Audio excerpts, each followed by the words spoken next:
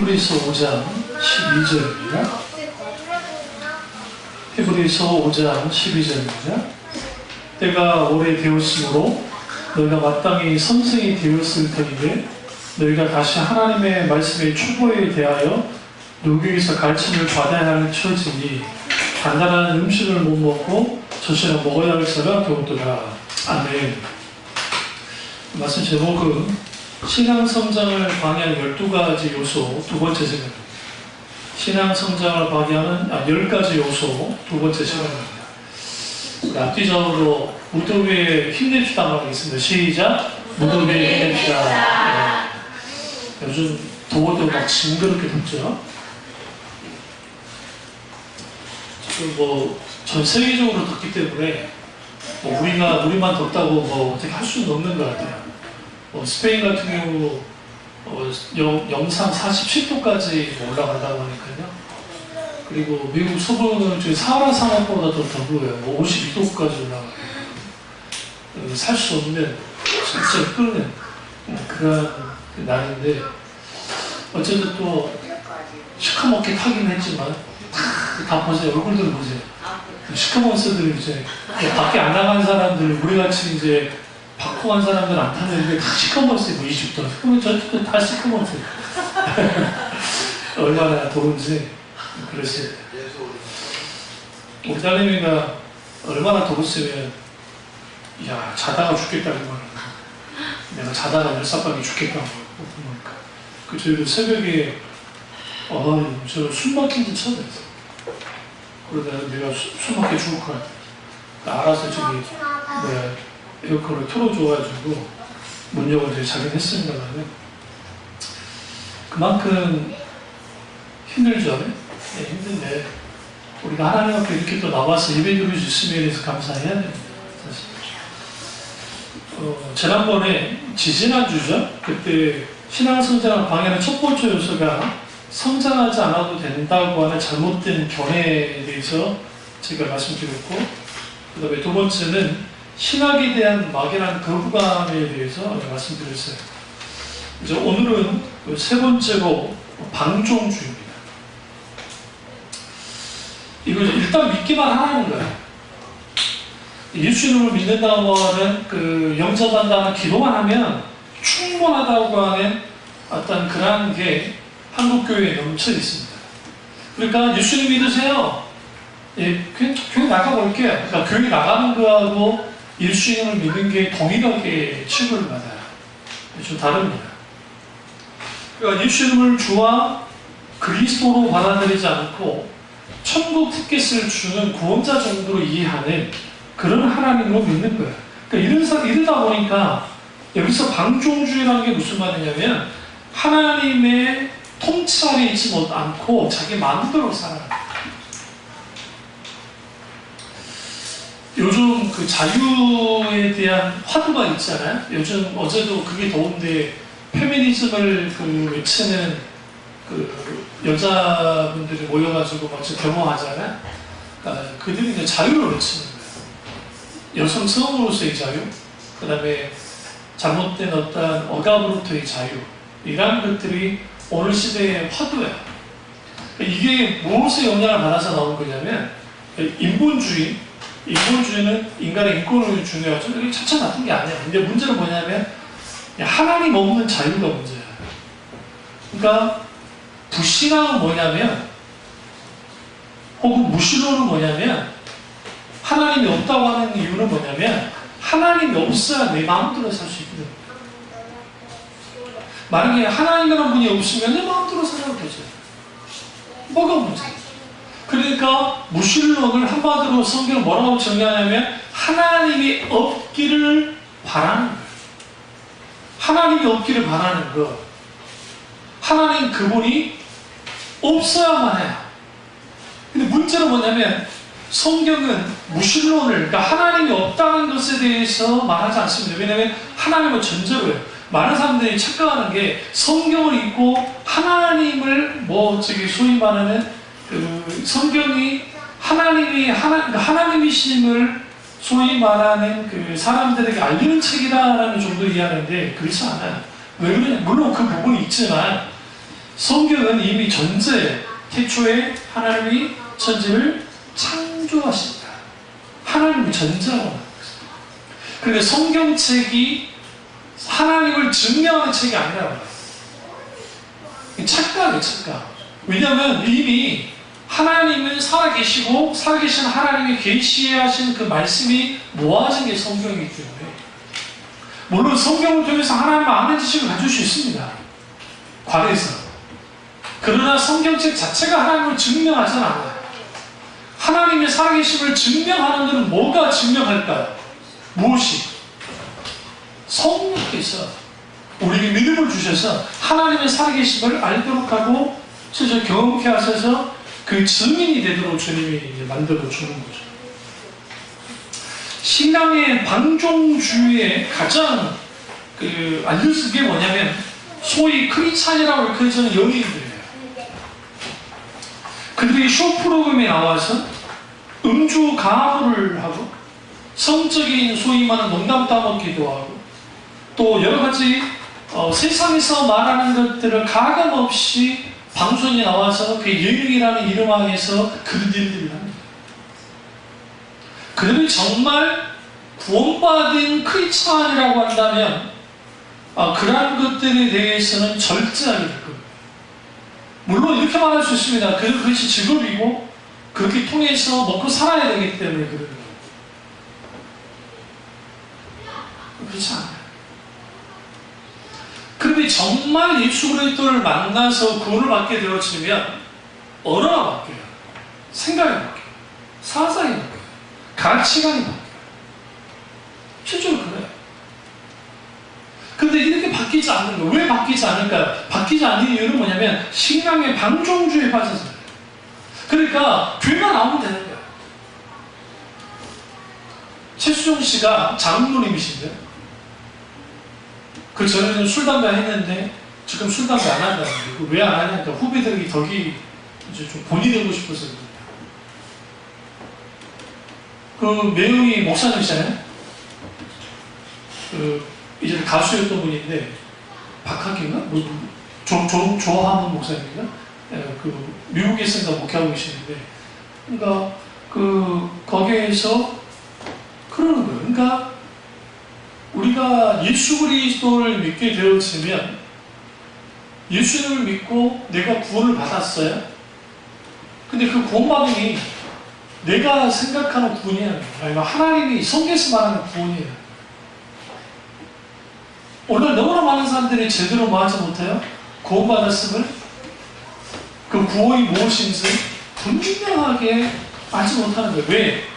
내가 교회만 나가주면 구원받을 거라고 생각해요. 그렇지 않습니다.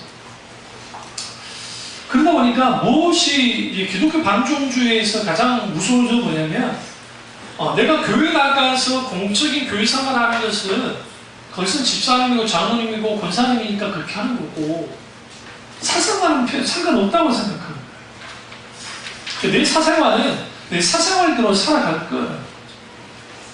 그래서 소위 하나님이 주신 은혜의 교리를 소위 남용하는 거예요. 하나님이 은혜 가운데 나를 구원해 주셨기 때문에 나는 이제 구원이 취소될 수도 없고 나는 구원받은 사람이야. 내가 마음대로 살 거야. 그게 구원파예요. 그러니까 김소영 박사님이 우리 대한민국 신학자 중에 세계적인 신학자 중에 한 분이 그분이신데 그분이 뭐라고 했냐면 한국교회 교인의 90% 이상이 구원파가 갖고 있는 구원론을 그대로 답습합니다. 자기들은 아니라고 하잖아요. 무서운 말이에요. 내 사생활은 상관없을 거라고 생각합니다. 그러니까 이런 방종주의가 영적 성장을 걸어놔요. 그러니까 이 방종주의 신앙의 대명사는 뭐냐면 율법 폐기론이에요. 율법 폐기론. 율법 폐기론은 율법은 필요 없다는 거예요. 성경 율법을 필요 없다고 말하지 않아요. 예수님이 이 땅에 오셔서 율법을 완성하셨지 율법을 폐하지 않았어요. 그러니까 십계명, 오늘날도 십계명은 살아있어요. 613가지 율법의 조문도 살아있어요. 살아있는 말씀은 왜? 율법은 하나님이 주신 거기 때문에. 그게 의로운 거예요.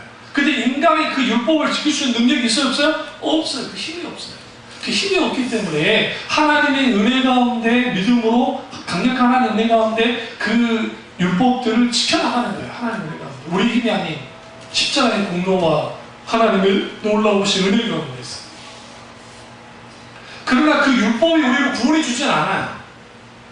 율법을 왜 우리에게 주셨느냐? 율법을 통해서 법이 있어야 그게 하나님의 백성이 되기 때문에 첫째는 하나님의 백성은 반드시 하나님의 법 안에 있어야 된다고 하는 그 신자의 정체성을 위해서 주님이 주신 거고, 두 번째는 그 율법 앞에서 내가 딱 섰을 때 내가 그 율법을 다 지킬 수 없다는 것을 절감하고 내 처절히 인식하는 거예요. 그 로마서는 것입니다. 그래서 내가 죄인이라는 걸 인식하는 거죠. 죄인. 내가 죄인이구나. 그래서 내가 뭐 해야 돼요? 예수님 없이는 구원받을 수 없구나. 근데 예수님이 나를 구원해 주셔야 된다. 라는 것을 절감하기 위해서, 나 자신을 포기하기 위해서. 왜? 율법이 죄를 죄라고 우리에게 가르쳐 주기 때문에. 이 율법 폐기론에 있어서 가장 큰 문제는 뭐냐면, 이제는 자기들 하고 싶은 거 다 해도 된다고 생각하는 거예요. 그래서 많은 것들이 느슨해졌어요. 그러니까 과거에 저희가 어렸을 때 70년대, 80년도에 어릴 때 신앙생활 했을 때와 오늘날의 그 신앙생활 하는 것을 보시면 많은 부분에서 뭐냐면 느슨해졌어요. 심할 정도. 이게 유독 연예인들에게만, 연예인 소위 큰 찬이에게만 그렇게 되어있는 거냐? 그렇지는 않습니다. 원래 너무나 많은 교인들이 대표적인 음악이에요. 기독교 음악 가운데 너무나 많은 부분이 열려져 있어요. 심지어는 이제 랩을 하지 않는다. 성경 이야기를 가지고 랩을 하면서, 그것이 교회에서 랩을 하면서 주님이 이렇게 하셨어 하면서 막 이런 거예요. 자기에게 맞춰서. 원래 그 까빈도 그랬고, 원래 그 기독교 음악은 단선율 음악이에요. 우리 그레고리 찬트라고 하는데 이거예요. 우리 찬송가에도 그게 아직 남아있는데, 이 천지가 만물들아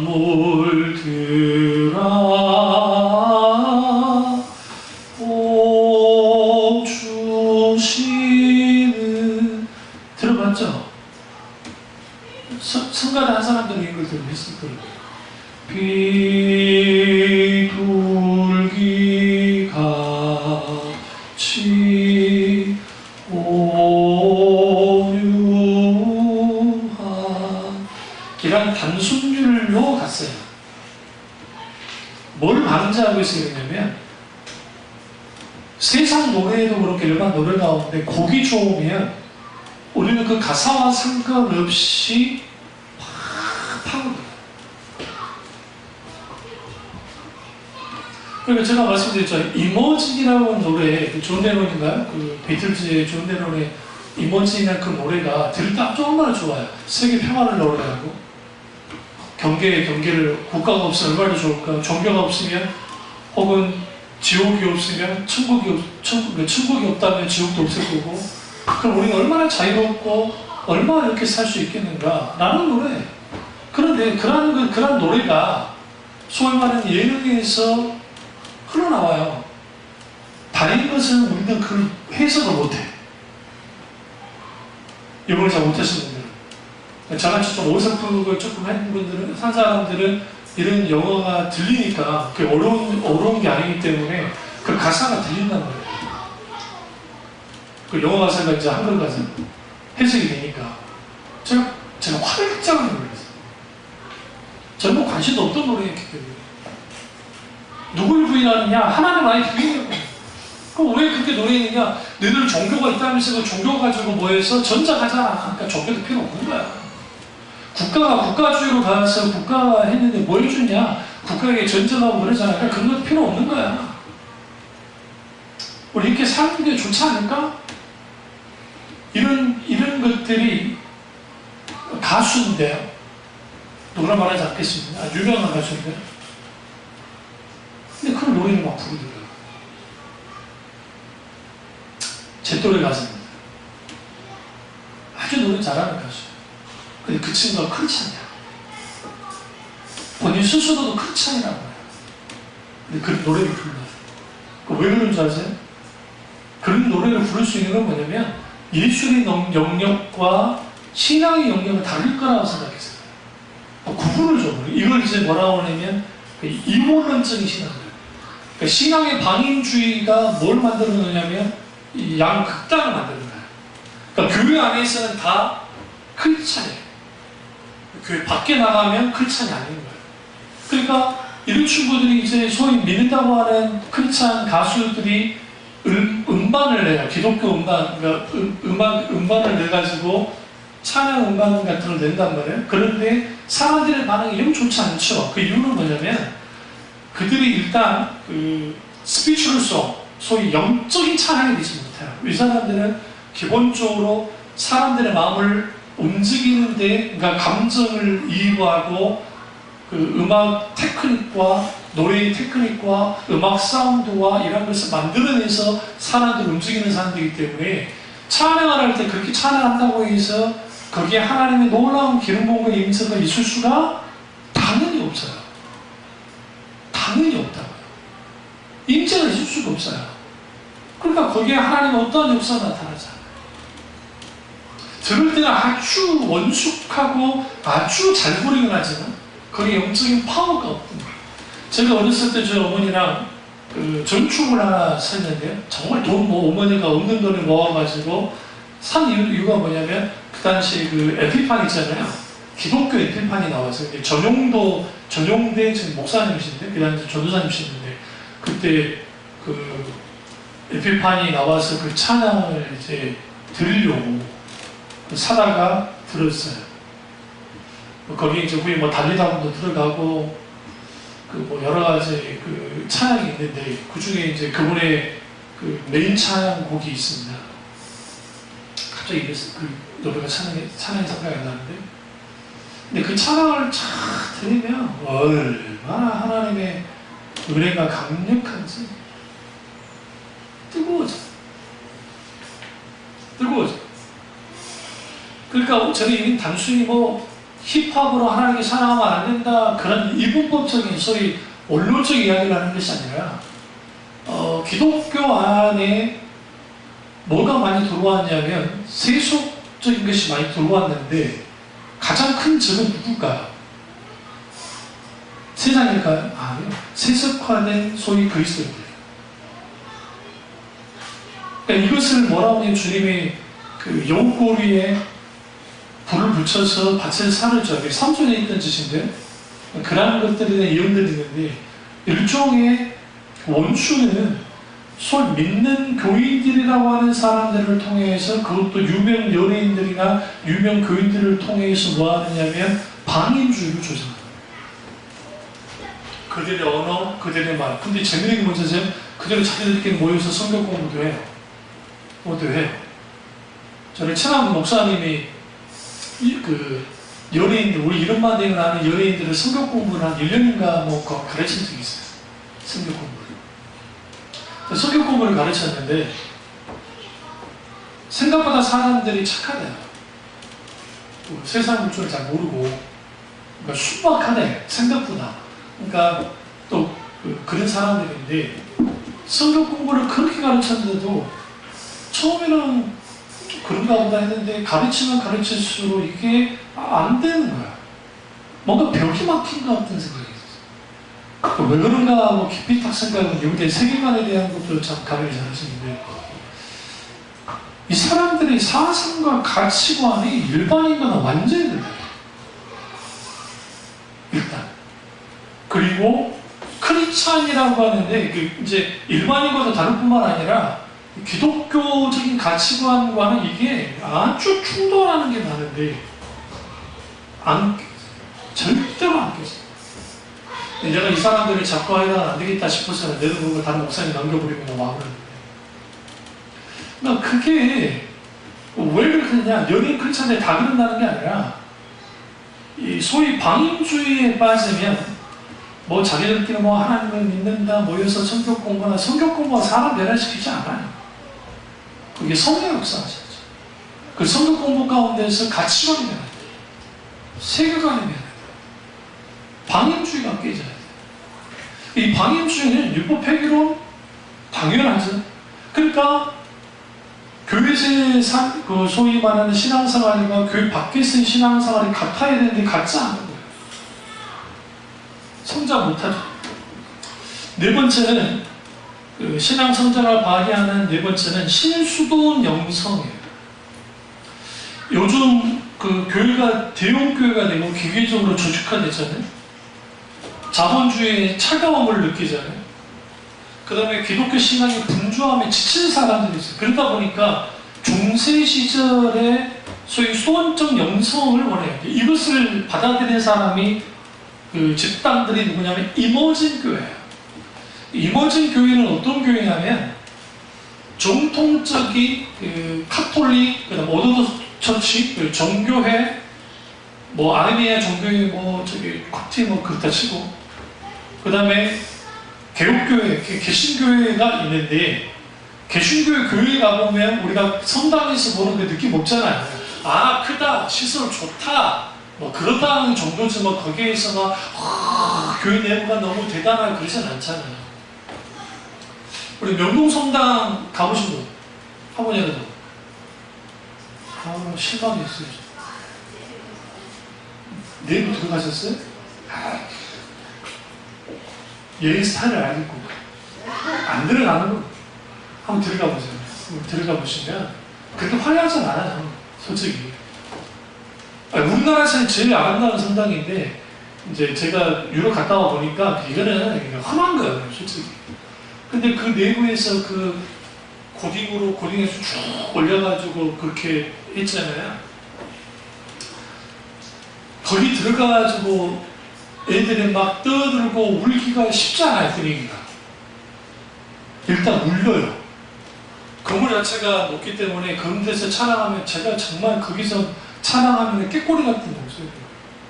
여러 영혼들을 사로잡을 수 있을 정도로 좋아, 진짜로. 근데 그런 곳인데 그런 분위기가 기독교에는 없다는 거야, 개신교회는. 그러니까 카톨릭이 개신교회한테 욕하는 게 뭐냐면 니네 예배는 너무 가벼워. 야, 그게 뭔 예배냐. 장난치라는 거지. 자기들이 예전에 일어났다 앉았다 막 하면서 막 사제와 함께 마리아여 우리를 위하여 기도해 주소서 막 그런단 말이에요. 잠자기 참 좋아요. 진짜 잠자기 좋아요. 그리고 중담은 띵 그런단 말이에요. 그러니까 사람들이 잠자기 참 좋지. 그러니까 중간 교회를 만들자가 나온 게 이번에 그게 미국에서 외국에서 시작됐어요. 그게 우리나라로 무차별하게 수입이 돼서 분명히 이 교회가 겉으로 보기에는 그냥 일반 교회 같은데 안에 들어가 보면 촛불하고 향 같은 게 피우고 막 분위기가 좀 이제 이렇게 밝지 않아요. 좀 어둠컴컴한 듯한, 근데 어둡진 않지만 그렇다 완전히 어두운 건 아니고 그러나 완전 밝은 것도 아닌 분위기를 연출해요. 명동성당 가보세요. 그런 분위기가 다. 모든 성당 다 그래요. 머리 생각해보세요. 유럽 갔을 때 생각 다 해보세요. 그때 성당을 들어가면 이렇게 확 밝은 곳이 거의 없어. 좀 조도를 낮춰놓는단 말이에요. 그 이유는 뭐냐면 좀 완전 어둡지 않지만 그러다 완전히 밝지도 않는 그런 분위기를 연출하면 사람들은 그렇게 탁 내려들어요. 그리고 빛이 그 스테인드 글라스를 통해 빛이 팍 들어오잖아요. 위에서 밝은 빛이 막 들어오면서 착 비춰주잖아요. 그럼 사람들이 확 멀어져요. 그런 것을 이모진 교회가 그대로 만들고 거기서 뭘 하느냐? 소위 관성기도를 하는 거예요. 영어로 하면 meditation prayer, 우리말로 번역하면 묵상기도예요. 이제 관성기도는 뭐냐면 나의 안에 있는 모든 것들을 밖으로 다 몰아내고 나를 무상태로 만들어 놓은 다음에 소위 하나님으로 채우는 거예요. 소위 신일 하기를 하자는 거예요. 뭐 자기는 그런 거 아니라고 주장하지만 실제로 그런 거예요. 이런 수동적인 영성을 가지고 나와요. 이게 왜 이렇게 나오냐면 반작용이에요. 어떤 반작용이냐면 너무 도시화되고 산업화되어 있으니까 사람들이 이제 지치는 거예요. 그러니까 이것에 대해서 뭔가 채워주는 게 필요해요. 그런 걸로 피워요. 그 다음에 그 향을 피워요. 향. 그러니까 불교에서 향 말고 그 천주교나 그런 데 피우는 향을 피워서 그 향이 이렇게 막 여기. 그러니까 그 냄새 향이 있고 다 취하고 나면 거기에 엄숙해지는 것 같습니다. 여러분 향이 폭발적이에요. 우리 기독교인들이 우리나라 잘 갔을 때 그 향내 맡으면 별로 안 좋잖아요. 냄새. 저도 일본 갔을 때 일본 신사 거기서 향이 다르더라고요. 냄새가. 우리랑 향이 완전히 달라요.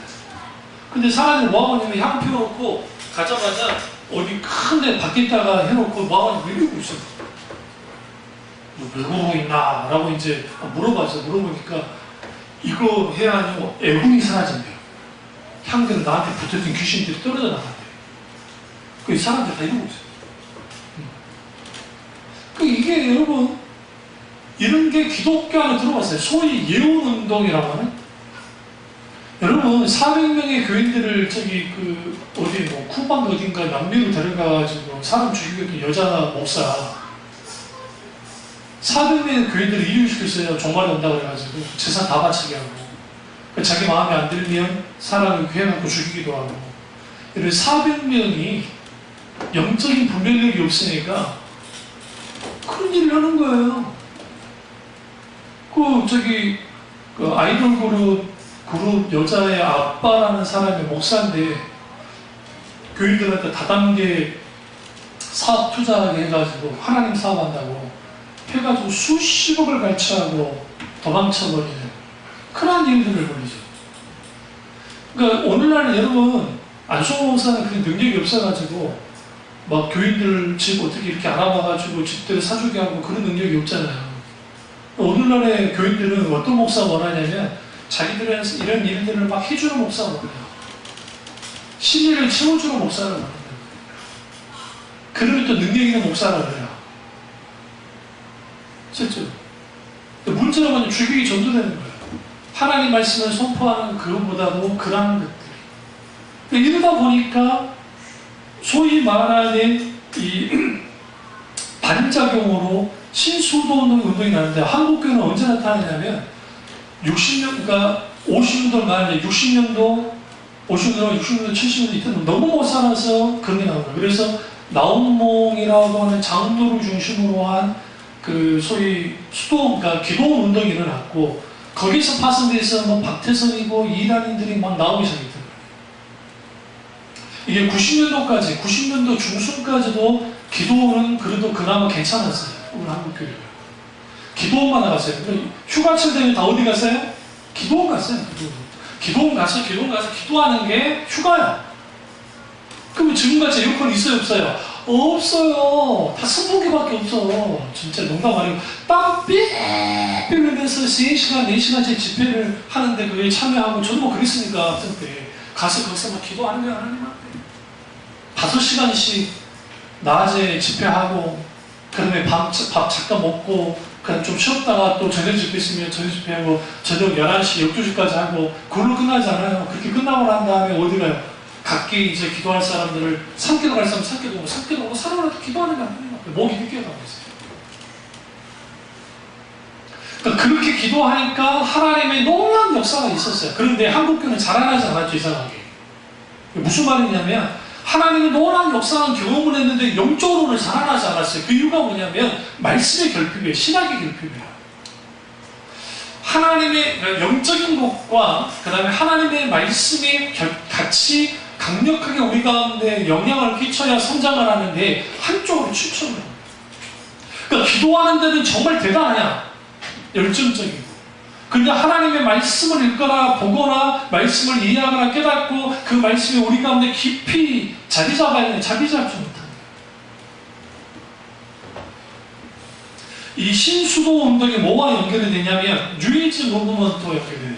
뉴에이지 무브먼트는 뭐냐면 뉴에이지라고 하는 영성 운동이에요. 이거는 기독교에서 나온 게 아니라 힌두교에서 나왔어요. 그러니까 힌두교에서 기독교 영성, 요즘에는 그 동성애 영성도 있어요. 동성애 영성. 그래서 저는 스피리추얼리티라고 하는 그 소위 영성이라는 걸 좋아하잖아요. 제가 대학원 다닐 때 그 영성이라는 글을 썼어요. 그러니까 논문을 소논문식으로 썼다가 이걸 이제 제 책으로 이제 글로 썼는데 그게 있다고 하는 책에 있어요. 영성과 영성훈련이라는 책이에요. 지금도 있어요, 여기 보시면. 근데 그때는 제가 한참 화두 때예요. 제가 학부와 대학을 다닐 때 화두가 영성이었어요, 우리 때가. 근데 그때는 이렇게까지 나가지 않았는데, 오늘날에는 이제 동성애 영성, 페미니즘 영성, 무슨 영성, 다 개나 소나 다 영성 다 붙여버려요. 신도이즘, 일본의 신도이즘 영성, 신사 영성. 그러니까 이러다 보니까 문제는 뭐냐면 그런 것들 중에 상당수가 교회의 강력에 영향을 끼치기 시작했어요. 이 대표적인 관상기도예요. 관상기도는 천주교 정통인데 원래 있던 게 아니고 이 관상기도의 그 뿌리를 쭉 해가 보면 바벨론 종교와 관계가 있어요. 이방 종교에서 나온 거예요. 뿌리를 들어가요. 이 관상기도의 최첨단을 달렸던 사람이 이그나티우스 로율라예요. 이그나티우스 로율라가 누구예요? 마틴 루터가 종교개혁을 일으켰을 때 개신교도들을 학살하는 데 나섰던 그 예수회의 사제였던 사람이 이그나티우스 로율라예요. 그 로율라가 관상기도를 그렇게 열심히 했던 사람. 기독교인들 어떻게 죽였냐? 배에 애가 있어도 임신한 분이 다 죽였어요. 한 손에는 성경, 한 손에는 칼 들고 다니면서 학살을 저질렀던 사람. 그게 이제 카톨릭에서는 그들은 뭐라고 하냐면 그 카톨릭 부흥운동이라고 이제 자기들 그렇게 말해요. 카톨릭 부흥운동. 카톨릭 재론운동이라고 하지만 그 이그나티우스 로열라의 그 관상기도를 저기 그 동부이 춘동에 있는 큰 교회 그 목사님의 동생, 그 찬양으로 유명한 그 양반이 소위 그 카톨릭 영상을 가지고 돌아오고 있다. 근데 그 교회가 관상기도를 해요. 이음자들하는 교회.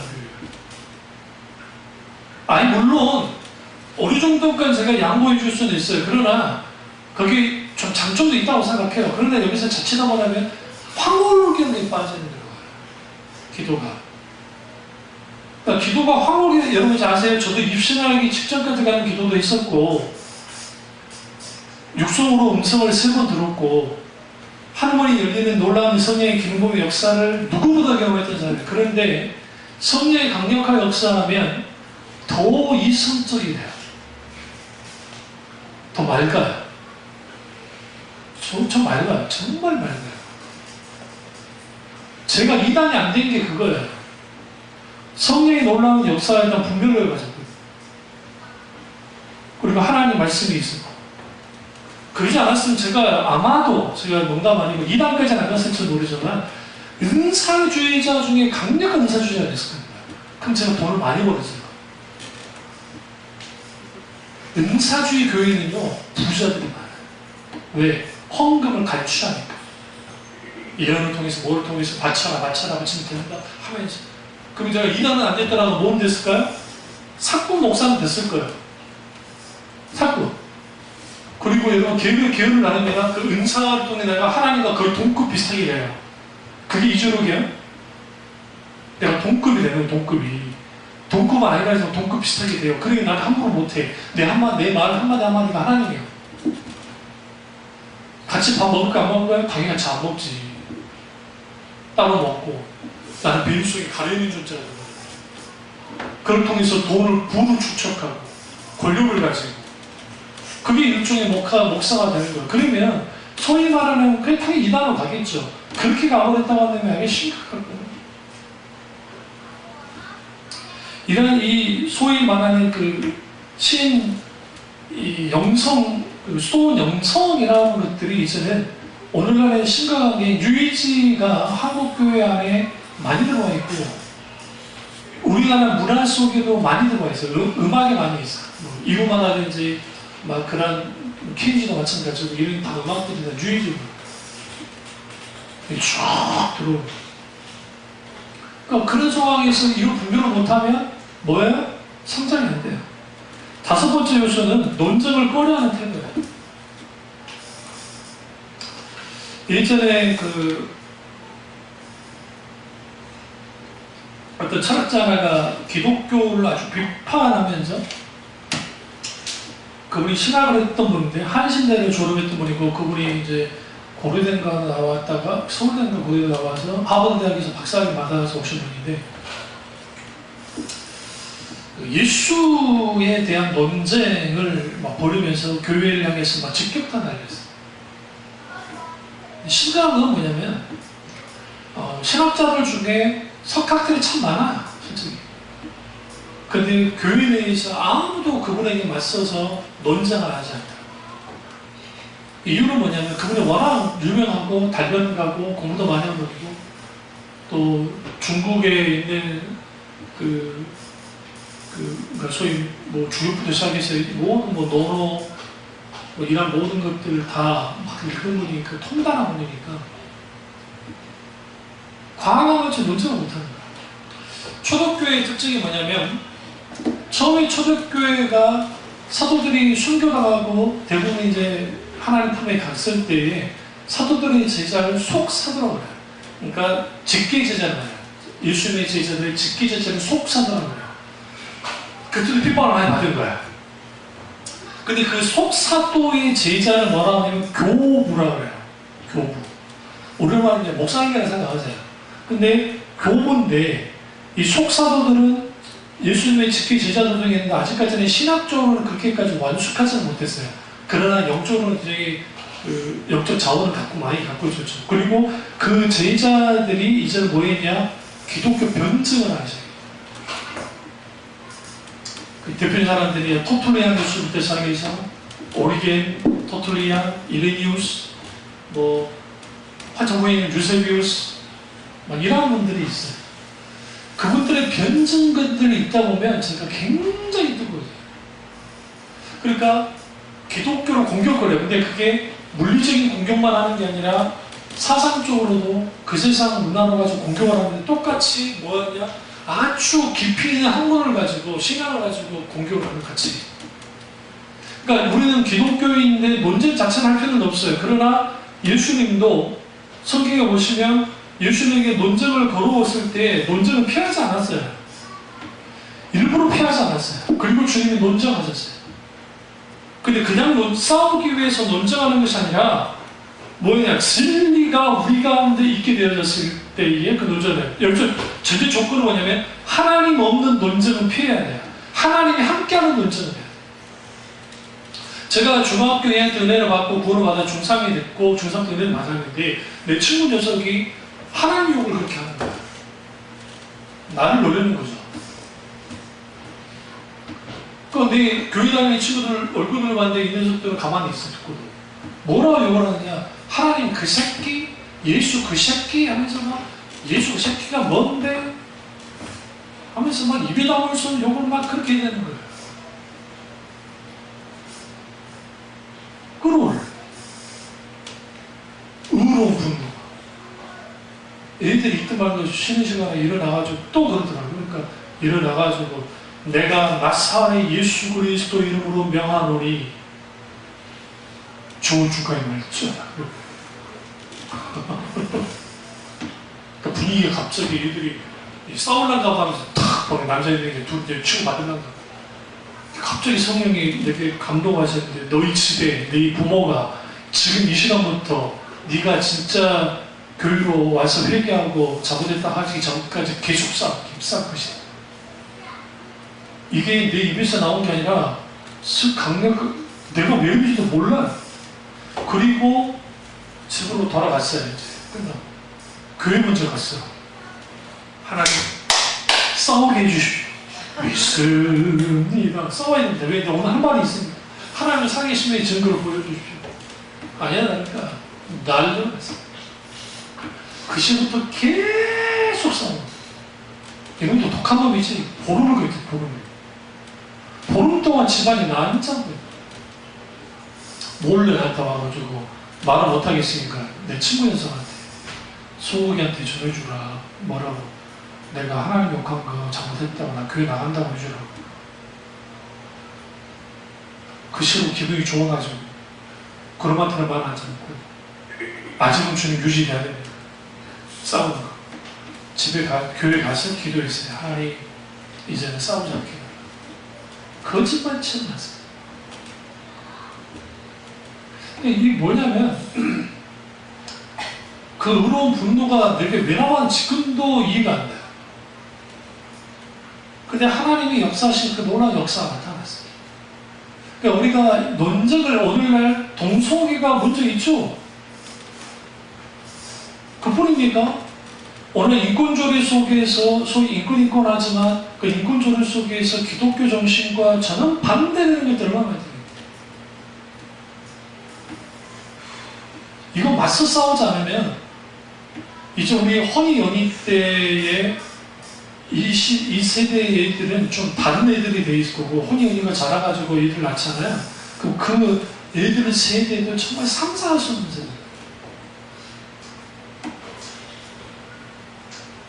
진리가 있으면 진리를 가지고 우리는 적어도 논쟁하고 논박할 수 있어야 돼요. 근데 왜 그게 안 되느냐?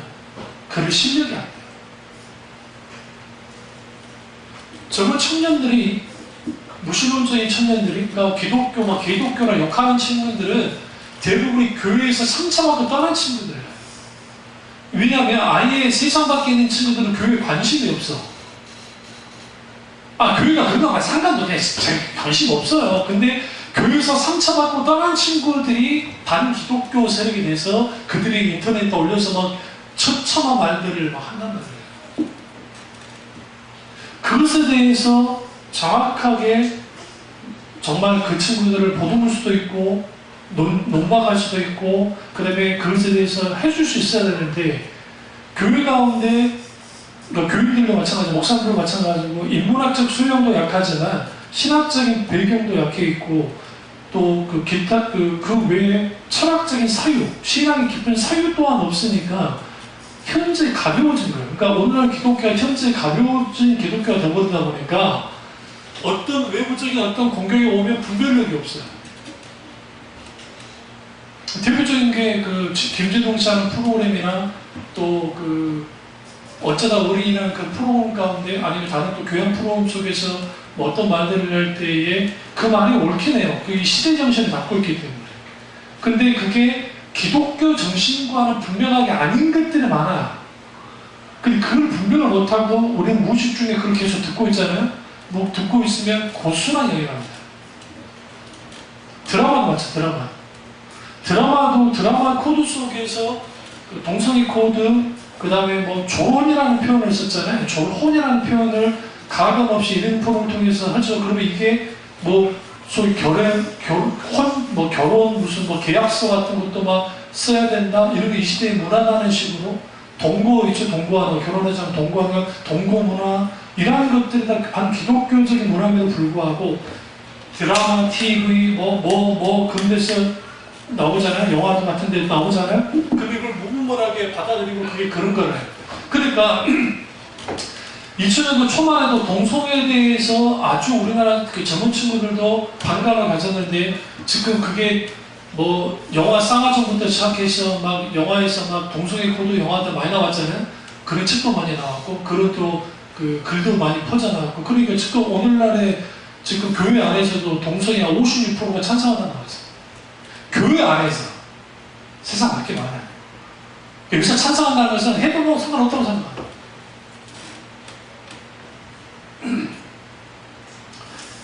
그럼 왜 그러냐? 설교 가운데 논쟁하는 설교를 하지 않아서 그래요. 논박하는 설교가 나오지 않았어요. 무슨 설교가 하겠느냐? 이 세상에 먹고 잘 살고 행복해지고 우리끼리 이렇게 해서 막 이렇게 돼야 된다는 설교만 했단 말이에요. 여러분 당장 기독교 TV 다 틀어보세요. 그리고 설교를 들어보세요. 대부분 그런 설교밖에 없지. 그게 우리 영혼 안에서, 김만희 목사님 책 가운데 영혼 안에서 나를 찾다라는 책 가운데 우리 영혼 속에서 우리가 살아가는 사람들인데, 우리 영혼 속에 살아가는 사람이 아니라 이 세상만 사는 사람들이 저는 그렇게 신앙생활을 해요. 그러니까 모든 설교가 그렇게 가는 거예요. 그러니까 소위 그러니까 소위 심리학과 마케팅에 물든 기독교가 됐고, 그뿐만 아니라 이 세상 조류와 함께 따라가는 교회가 나버렸다고요. 예를 들면 토저 목사님이 세상과 충돌해야 하는데 충돌하지 않는 교회가 나버렸다고요. 그런 교회가 되다 보니까 무슨 일이 벌어졌냐면 불륜력도 부고 논박할 수, 논쟁할 수, 자랑할 수가 없죠. 디트레이트 보네포 목사님이 뭐라고 했냐면, 존 스톤토 목사님이 변론자 그리스도라는 책에서 논쟁을 회피하는 것은 예수 그리스도를 회피하는 것이다 라고 했습니다. 여러분의 자녀가 혹은 여러분의 가족들이 하나님 없다고 나왔을 때 어떻게 할 겁니까? 내가 하나님 경험해 봤더니 하나님이 이렇게 역사하셔가지고 이렇게 있는 거야 라고 하실 거예요? 그럼 그 사람 이렇게 말합니다. 그건 네가 종교적으로 경험한 것 뿐이지 그게 나와 무슨 상관이야? C.S. 루이스가 순전한 기독교에서 하나님이 살아계신 이유에 대해서 뭐라고 말했냐면 하나님은 왜 살아계시느냐? 왜 기독교가 참 종교라고 표현하면 굳이 참 종교이냐? 왜 종교인 줄 아세요? 성경을 보면 믿을 만한 게 없어서 참 종교예요. 역설적이에요. 무슨 말이냐?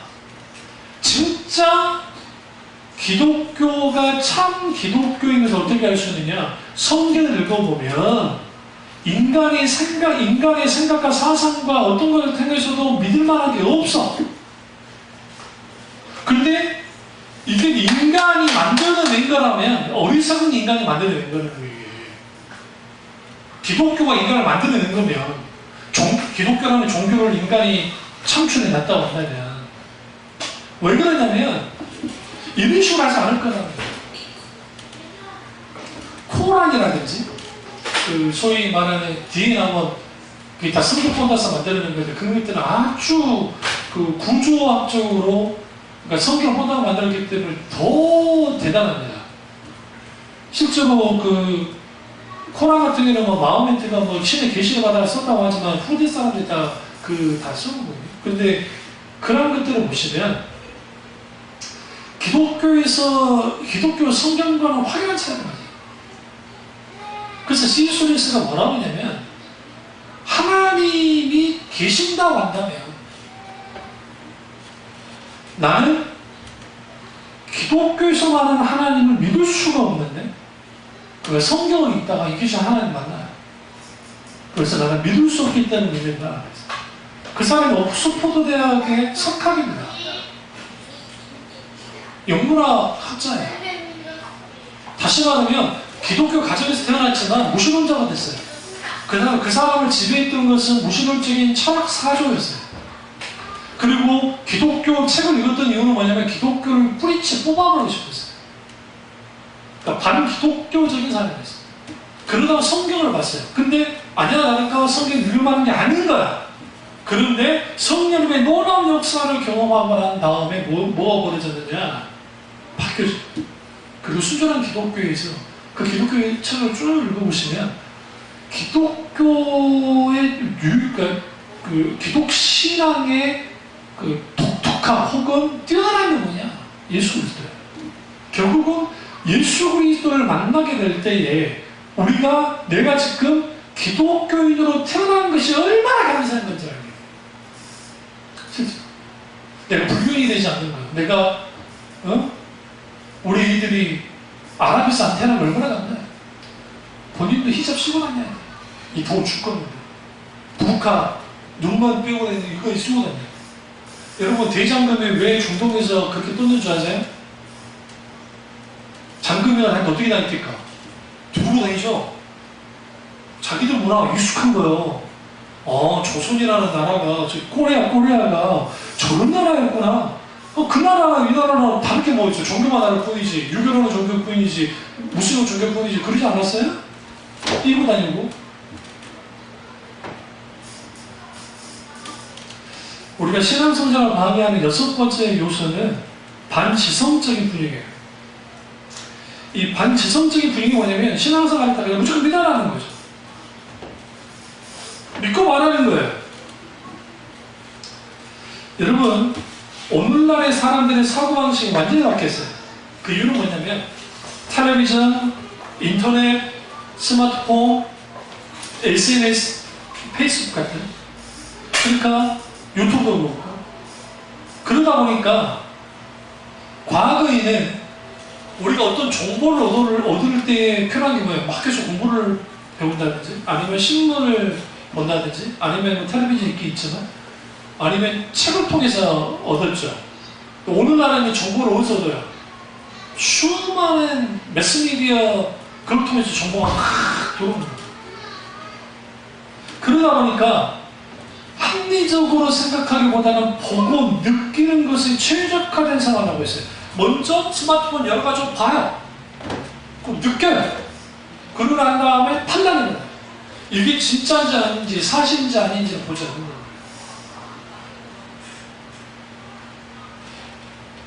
그러니까 저 같은 경우에도 어떤 그 신드롬이 일어날 때에 참 그 신드롬이 막 저기 어떤 정치인 한 번 돌아가셔서 신드롬이 일어났는데 그 신드롬이 일어났을 때 그것을 어떻게 봐야 되는가 기독교에 대해서 안타깝죠. 여기서 구체적으로 말하지 않겠습니다만 그러나 그것을 우리가 좀 더 걸러봐야 돼요. 정말 가슴 아프게도 봐야 되고 뭐 그런 거.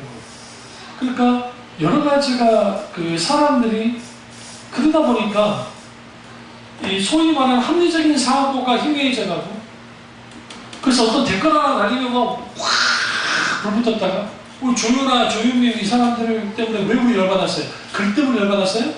아니요, 그것도 있지만 동영상이 그 보니까 얼청 저도 열받았으니까 열받잖아요. 그 열받는 거예요. 그리스도인들이 하나님을 아는 것을 추구해야 되는데 하나님을 느끼는 것을 추구해야 합니다. 그러니까 느끼는 걸 어떻게 느끼냐면 소위 찬양 가운데서도 아주 사람들의 감정을 끌어올 수 있는 찬양을 하는 거예요. 그 다음에 설교도 사람들의 감정을 느낄 수 있는 거예요. 그러니까 여러분 그 사람들의 그 감정을 완전히 그러니까 사로잡는 그 무기가 있어요. 최고의 무기가 있어요. 이 세상에 몇십명이 되죠. 그게 뭔지 아세요? 그것도 불과 30초 안에 혹은 50초 안에 혹은 10초 안에 광고. 콜라병이 왜 이렇게 생겼을까요? 콜라병이. 옛날 우리 어렸을 때 콜라병이 이렇게 뭉툭해 있죠. 잘 생각해보세요. 그러지 않았어요? 콜라병 이렇게 뭉툭한 거였어요. 이 호리아로 후에 나왔어요. 후에. 좀 우리 투박했단 말이에요. 살다병도 솔직히 투박했고. 근데 어느 시절이니까 그 유루로 된 거 이렇게 나왔죠. 그게 뭐냐면 이게 여자 허리처럼 만드는 일부러. 그 더 사람들이 뭐냐면 이걸 이제 섹슈얼리티라고 하는데 성적인 어떠한 그것을 딱 담아놓는 겁니다. 자동차 그 선전하는데 왜 헐떡받은 여자가 하나 나와가지고 그 위에 본넷 위에 올라가 이러고 있습니까? 요즘은 그런 소리 잘 안 하긴 하지만 좀 이상하지 않으셨어요? 마치 차를 MR하는 표현을 쓰잖아요. 우리나라 사람들이 MR하고 차인데 MR하고 한편 가운데 마치 그것을 통해서 아주 너 사야 돼 이거 욕구를 그렇게 막 하도록 소위 말하는 여자들의 성을 팔아먹는 거예요. 아, 그 모릅니까? 그 뭐 보디빌더들 뭐 여자들 보디빌더 막 제어하는데 그게 왜 이상한 옷을 입혀가지고 미스코리아도 마찬가지로 뭐 합니까?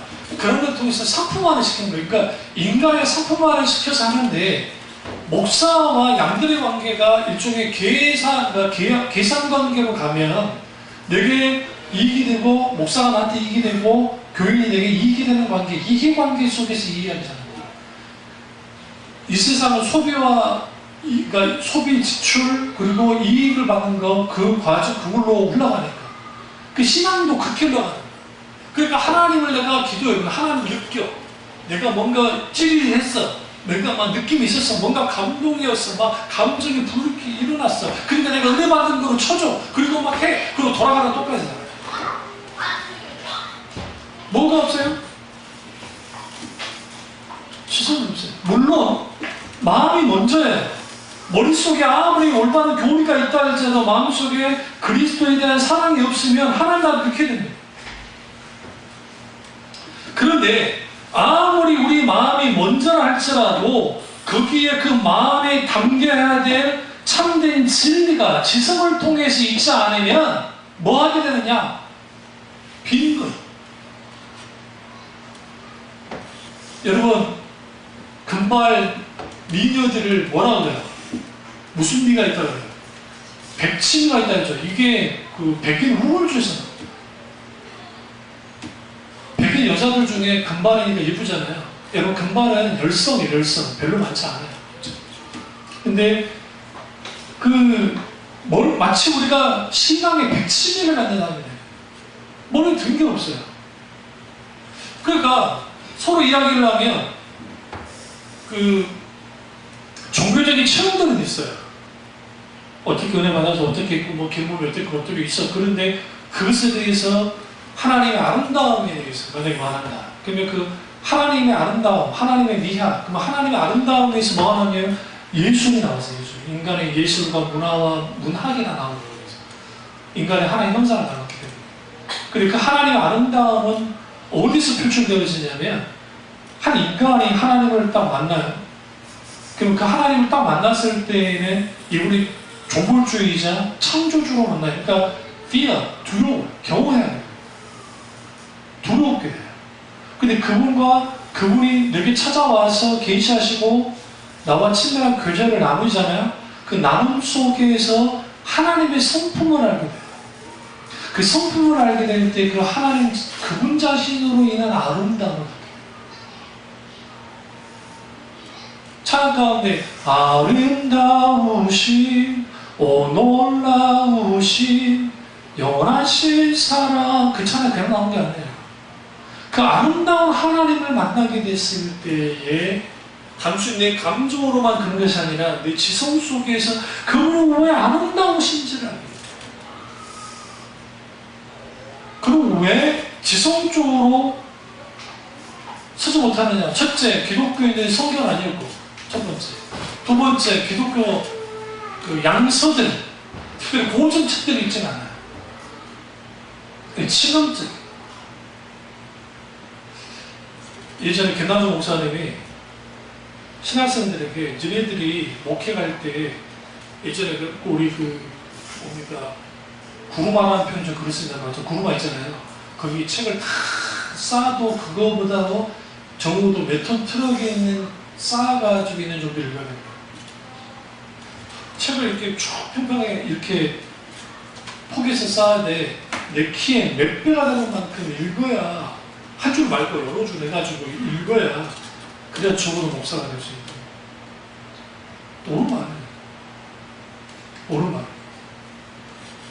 제가 생각할 때 그것 때문에 제가 일과가 뭐였냐면 그렇게 바쁘고 힘들고 어려운 속에서도 학교에서 일하고 사육도 하고 공부도 하고 꼭 어디 갔냐. 지금의 그 선교서점, 사랑서점 아니면 이제 강남에 있는 기독교 서점 그 생명의 말씀사 거기에 엠마오 서점도 있었고 요단도 있었고 거기 쭉 가는 거야. 돈은 없는데 일단 가는 거야. 그리고 신간책부터 보는 거야. 그래서 그 책이 마음에 들면 돈을 모아요. 모아서 이제 그 사랑방이나 그런 데를 가가지고 거기서 사는 거예요. 동대문에 있는. 그 책을 사고 그 책을 읽고 그런 일을 왜 했냐. 그때 읽고 그런 독서량이 할 때의 사역 깊이 사요. 그러니까 저 같은 경우에도 그래서 어려운 책들이 지금 내가 막 잡기 힘든 책을 할지라도 그 책을 마음 먹고 그러니까 뭐 일주일 정도 시간만 주면 읽을 수 있어요. 책 읽는 훈련을 했기 때문에. 지금은 노안이 와가지고 눈이 아프고만 해서 막 그래서 많이 못 읽을 뿐이지. 그렇죠. 그러니까 한국교회에 왜 반지성적 분위기가 있었느냐? 그 이유는 뭐냐면 당연해요. 무조건 믿어라는 거야. 귀찮으니까. 그리고 목사님들이 대답해 줄 게 없어요. 누군가 질문을 던졌을 때 그것에 대해 해박하게 뭔가 이야기를 해주지 못하는 거죠. 제가 왜 우주에 대한 책을 읽었을까요? 왜 경제에 대한 책을 읽고 제가 육도 삼락부터 시작해서 한비자, 유도 삼락, 종교에 있는 중용 우리나라 상관도 없는 책들을 읽었고 그 다음에 정약용의 목미심설 제가 왜 읽었겠어요? 뭐 교수님이 가르쳐줘서 그렇지 않아요.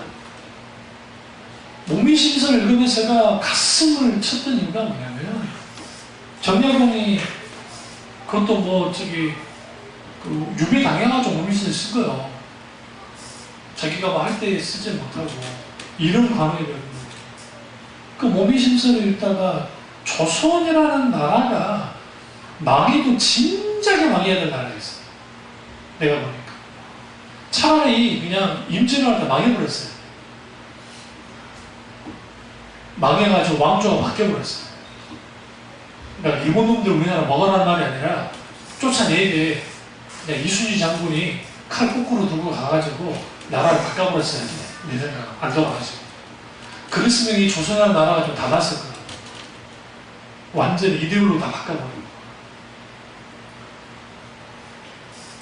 그럼 그런 상황이 기독교는 다릅니까? 비슷해요.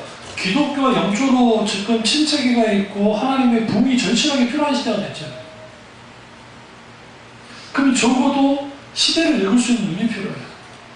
제가 경제에 대한 저도 주식과 관련된 투자하려고 공부한 건 아니고 미시경제, 거시경제 하면서 막 그런 경제학 책들도 많이 읽었어요. 읽었던 이유가 뭐냐면 목사는 지옥고 다방면으로 그 부분을 알아야 된다고 생각했기 때문에. 그게 그 일을 했던 게 신학생 때. 그러니까 얼마나 많은 책을 사야 되겠어요. 물론 사놓고 안 읽은 책도 많지만 솔직히. 7번째는 절대적인 것은 없고 모든 것은 상대적인 것뿐이라고 하는 포스트 모더니즘이 신앙성장을 가로막아요. 좋은 게 다 좋은 거라는 거죠.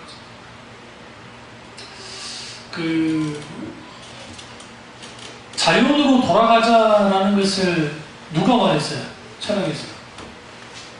장자크 루소가 말했었고, 여기서 자연으로 돌아가자는 무슨 말이냐면 우리 생각하듯이 저런 생활하자는 게 아니라 아담과 하와가 홀딱 벗었던 그 제대로 돌아가잖아요. 원시제대로. 왜 장자크 루소가 그 말했냐면 산업혁명이 나고 막 이제 산업혁명 전에 이제 다른 좀 더 잘 살게 되죠. 그러다 보니까 인간이 인간성을 잃어버린다는 거예요. 그런데 기독교는 그 일을 할 수가 없어. 기존의 기독교가. 그러니까 이제 뭐 해야 되느냐? 자연 돌아가 버리자. 그래서 막 했는데 그것도 이제 그 사정도 막을 열었지만 이후에 세계 1차 대전이 끝나고 난 다음에 인간의 이성주의에 대한 아주 통렬한 비판이 나왔어요. 그래서 만들어낸 게 인간의 이성으로 다 될 거라 생각 아니구나. 그렇다가 기독교가 그 자리를 해줄 수도 없고 다른 종교를 할 수도 없으니까 그러면 이제는 우리 이렇게 하자. 니도 좋고 나도 좋고 나도 좋으니까 그렇게 살자. 이게 상대주의예요. 근데 상대주의의 장점은 뭐냐면 인간의 다양성을 인정해주고 개성을 인정해주는 건 맞아요. 응? 우리 허니가 외국머리 하고 온 것도 괜찮은 거예요. 다운주의에서. 근데 조선 일시 왕조에 양녕대가는 후손인데 큰일 나네요. 멀리 갈 것도 없어. 이거 문중이야. 여기 문중 땅이야.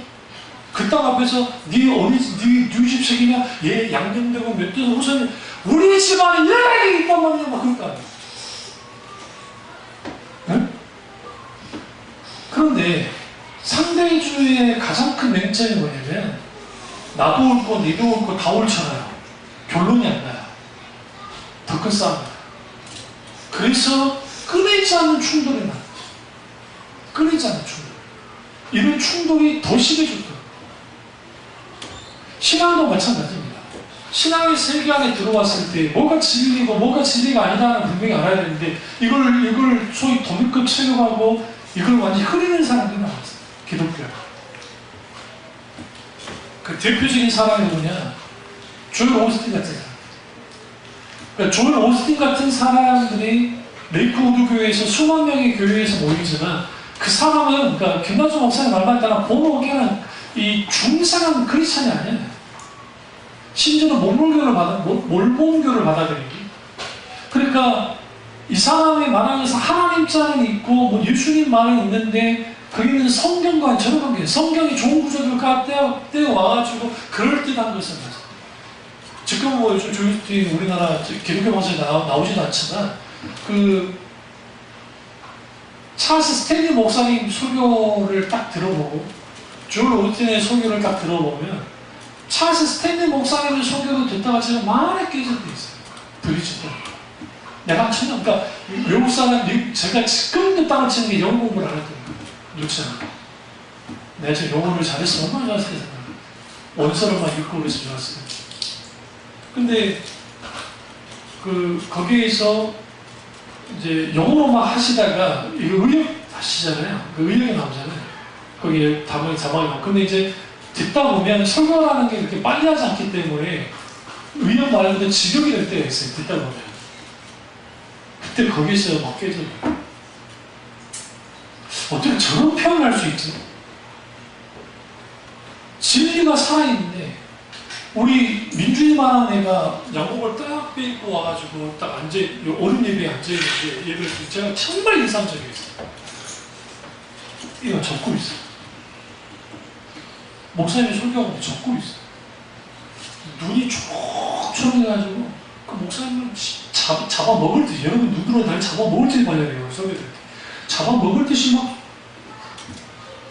미동도 없어요. 얼마나 대단한지. 이제 조르스틴 교회는 아주 거기에는 자유로워요. 껌 짝짝 씹고 그렇게 예배 드려요. 그게 뭐 좋다 나쁘다는 차원을 떠나서 뭐가 없어요. 진리가 없어요.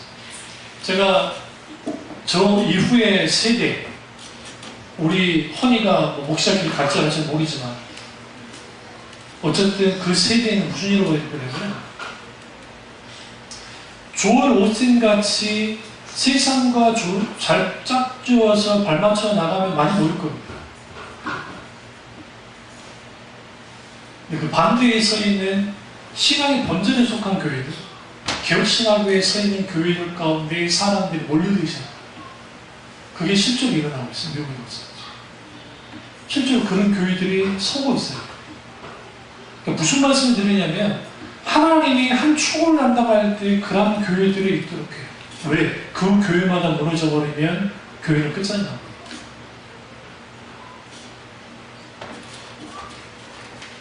그래서 소위 그 수많은 성령의 인도하심이라는 걸 통해서 하나님이 하시는 거야. 그래서 이러잖아요. 교회 건축할 때 아무리 집사 작전해! 이 집사 10억 작정해서 헌금해! 빚을 내서라도 해야 돼! 안 하면 저주가 있단 말이지. 이 짓을 과거에 우리 소위 말하는 누가요? 우리 선배들 그 짓을 했어요. 그럼 못 받는다. 그 분강사들이 뭐냐면 설교할 때마다 막 그렇게 헌금했더니 하나님이 복을 줘가지고 하나님이 이렇게 했다. 성공사라는데 그게 정말 증명한 적이 있냐고 솔직히. 그 소수의 사람들이. 집 나는 사람 꽤 많아요. 저희 모교회도 그 집 저당 잡혀가지고 땅 사고 했어요. 물론 교회는 수가 많았으니까 넘어가진 않았지만 재정적으로 위태할 때가 있었단 말이에요.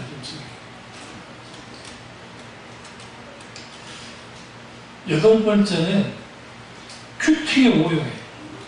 콰이어타임. 우리 교회는 뭐 콰이어타임 할 줄도 안 하니까. 이 소위 말하는 콰이어트라는 게 이제 조용, 비콰이어 할 때 조용한 뜻이지. 조용한 시간에 말씀을 묵상하는 것을 말하는데 이게 해석은 이상하게 하는 거야. 소위 말하는.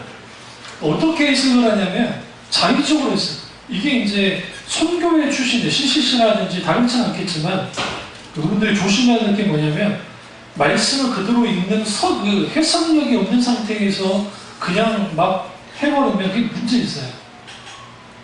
예전에 홍순욱이 남편이 이제 고려대학교를 이제 그때 몇 학년, 4학년 됐었나? 근데 지금 남편인데 그때 CCC잖아요. 어떤 말씀 하나 가지고 은혜를 받았다고 하면서 나한테 막 그러더라고요. 우리 시합도 있으다 놀러 왔었는데 그 친구한테 내가 대놓고 말을 하진 않았는데 그 말씀의 본문은 그 본문이 아니에요. 그 본문의 뜻도 아니에요. 그러니까 물론 이거 100번 양보해서 내 신앙의 교훈을, 그러니까 어느 정도 좀 교훈을 얻는 정도라면 그럴 수 있다고 생각해요. 그러나 그 본문의 말씀은 그와 전혀 상관없어요. 그 한 단어나 그 문장만 가지고 자기가 큐티를 내가지고 그 큐티한 내용을 이렇게 진리이고 그 말씀에 내게 이렇게 되어진 거라고 해버리면 말씀에 오해는 거야, 나는 거야. 이런 일들을 소위 큐티한다는 교회들이 저지르고 있거든. 당사자니까 목사들도 그 일들을 저지르고 있고. 왜 그러냐? 감동 주고 은혜 끼쳐야 되기 때문에 그 본문 가지고 그렇게 하는. 아주 무섭습니다. 신앙 성장을 방해하는 아홉 번째 요소는 세속화된 현대 복음성이에요. 혹은 CCN이라고 음악.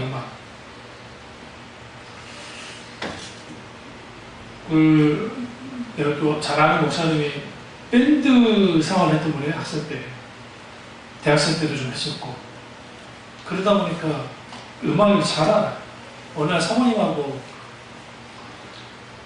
잠시 무슨 체육관에서 무슨 찬양 집회가 있다 해가지고 찬양 집회를 갔는데 막 국가국가 소리 나고 막 열정 좀 하려고 딱 들어갔는데 딱 10분 버티고 나왔거든요.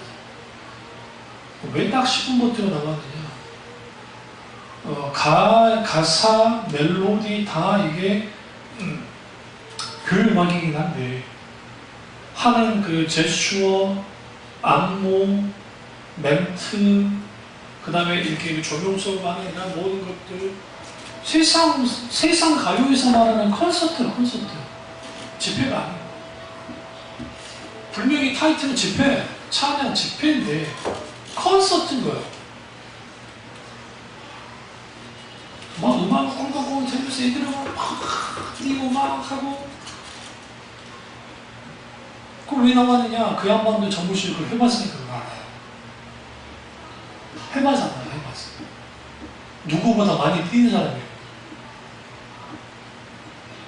이런 게 이제는 고스란히 교회 안에 많이 들어있어요. 대부분이 찬양과 경배 찬양팀 먹는 데 없잖아요.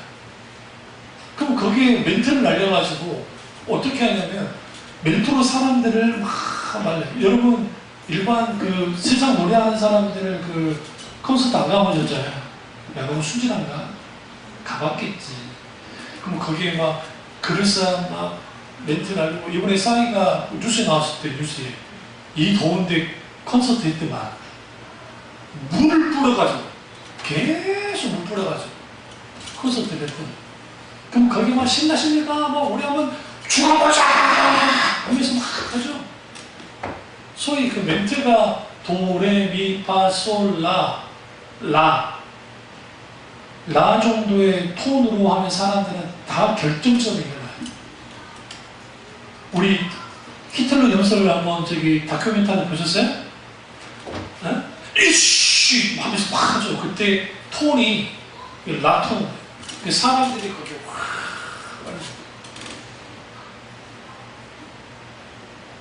음악이 너무할 정도로 오픈되어 있어요. 얼마나. 교회 안에. 시간.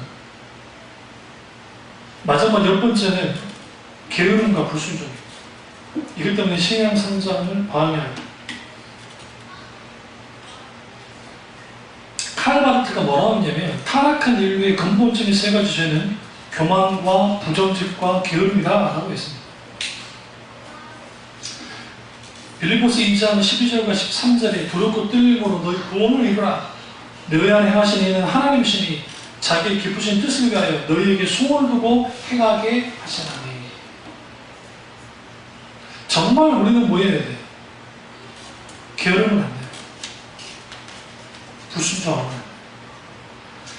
지금까지 제가 다룬 게 이게 뭐 제가 한 게 아니고 그 신학자 R.C. 스프롤이라고 하는 그분의 책 기독교의 핵심 진리라는 책에서 발제를 했어요. 오늘 우리 신앙을 점검하고 내가 왜 영적으로 신앙 성장이 없는지를 분별해서 영적으로 성장하는 저와 여러분들 지금 준비를 축원합니다. 기도하겠습니다. 기도하실 때 오늘 말씀이 나의 말씀이자